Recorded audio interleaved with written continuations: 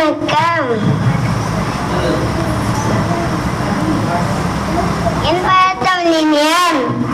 நான் 2ஆம் வகுப்பு படிக்கிறேன்.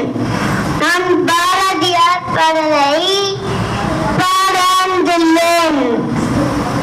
அச்சமில்லை அச்சமில்லை அச்சம் என்பதில்லையே, உச்சி மீது வானிருந்து வீழுகின்ற போதிலும் அச்சமில்லை அச்சமில்லை அச்சம் என்பதில்லையே, துச்சமாக எண்ணி நம்மை தூது செய்ய போதிலும் அச்சமில்லை அச்சமில்லை அச்சம் என்பதில்லையே,